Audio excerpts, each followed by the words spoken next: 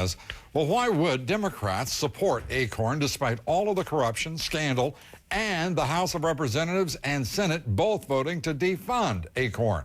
What's going on? Joining us tonight, Errol Lewis, New York Daily News columnist, CNN contributor, and Mark Tapscott, editorial page editor of the Washington Examiner. Gentlemen, thank you for being here.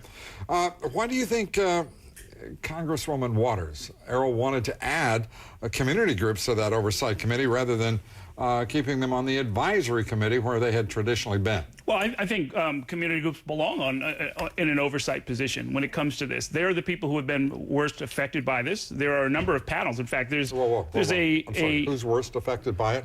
The people who have been subjected to foreclosures. I mean, this crisis began. You're saying are you saying community? Are you talking about an ethnic or racial community? No, low-income communities, which is defined in the HMDA data. You look at the Home Mortgage Disclosure Act.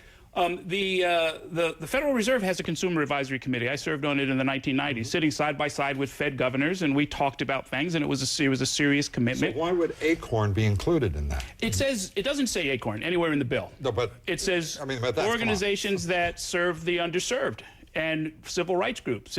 Look, the problem, Lou, with any witch hunt like the one currently going on against Acorn is it's a witch hunt? It never stops with one witch. Really? You go from the central witch, and I know everyone's supposed to twitch and sort of fall on the floor and foam at the mouth whenever Acorn is mentioned, but then it goes beyond that, and now what they're trying to do is circumvent legislation that would include civil rights organizations, low-income credit unions that provide low-income loans to the poor and haven't been involved in any scandals at all.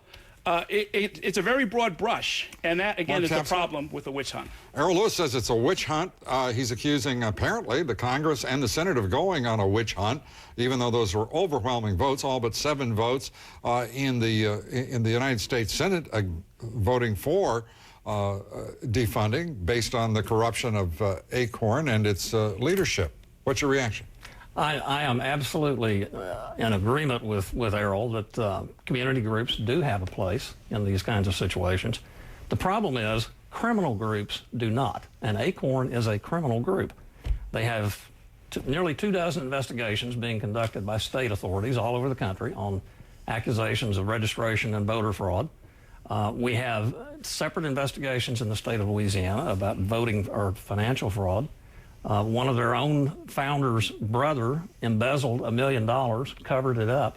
This is a criminal group. So are all 400,000 dues-paying members of the organization criminals? That's an interesting way to approach it. That's exactly the point. There are 400,000 members of Acorn, and just enough bad apples in Acorn to take advantage of those people and misuse their otherwise sincere enthusiasm. What I would want to know is where can we get a full and comprehensive list of all of the organizations that, for whatever political criteria you're using, because you're talking about investigations, not convictions, right? Let's have a list of all of the politically unacceptable groups that are not supposed to participate in cleaning up this financial mess. Errol, and I will. That's a witch hunt. The most recent conviction in Nevada, as you well know. Yeah, absolutely. And we've got now years of history with this organization. I find it stunning that there is a discussion frankly, in the Congress that has chosen to defund them about putting them then into a role of oversight. Well, this is Congress we're talking about. Even by congressional standards, this is a little rough. This is vintage Barney Frank, Friends of Angelo, applied to Acorn. Acorn poses as being an outside group. This brings them to the inside with regulatory authority over the very people that they have intimidated and extorted millions of dollars from over the years.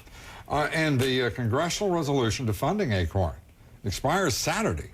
Is it a coincidence? Frankly, I think it was probably unconstitutional in the first place. You know, there's a prohibition on bills of attainder in which, without any judicial process, Congress just decides, you're guilty, you're going to be guilty, we'll penalize you without any kind of investigation or process. That's what that defunding bill was.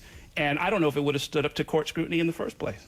You never hear folks like Errol worrying about bills of attainder when it's Boeing that has been banned from federal contracting after being convicted of various criminal acts. Mark, Errol, thank you both very much.